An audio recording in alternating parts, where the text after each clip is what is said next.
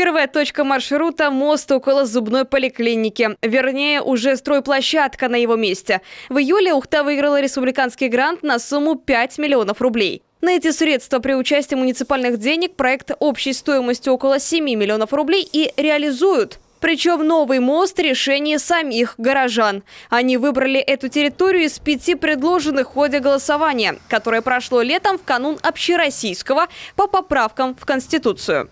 И еще одно долгожданное преображение – полная реконструкция Октябрьской площади напротив детского парка. И это тоже выбор горожан. Одна из 2 территорий, победивших в народном голосовании по программе формирования современной городской среды. Все работы по проекту на общую сумму 30 миллионов рублей выполняет Коми-дорожная компания. Уличным освещением занимается Горзеленхоз. Здесь заменят асфальтовое покрытие, все коммуникации отремонтируют освещение, восстановят газоны, поставят скамейки и урны.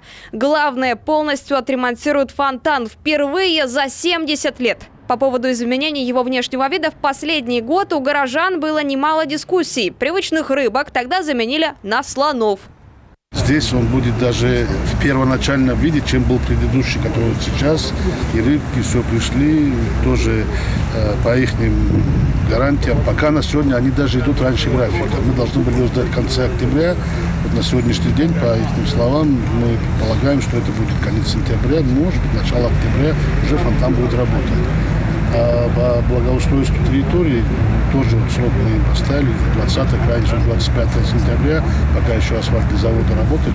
Полюбившиеся горожанам рыбки никуда не денутся. Их точные копии только из более долговечного материала вместе с фигурами тюленей украсят фонтан.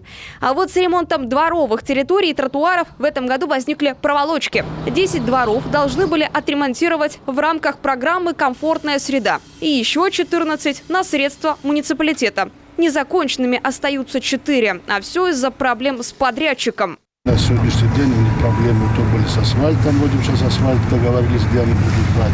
Сейчас у них проблемы с техникой для того, чтобы уложить этот асфальт, потому что даже по тем контрактам, которые у нас здесь есть, и то даже люди не успевают, немножко даже выбили с графиком. Сегодня еще очень много работы. Сейчас они зашли как раз делать Губкина, у нас еще Севастопольская от НИИ газа до кольца, у нас еще Сидорова улица недоделанная, у нас сегодня на Шахтинской они работают.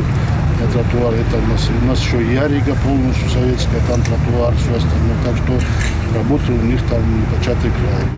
Впрочем, до 1 октября все работы должны быть завершены, говорит мэр. А подобные проблемы с подрядчиками – это, увы, нюанс 44-го федерального закона, когда аукцион выигрывают не самые проверенные, а самые бюджетные предложения.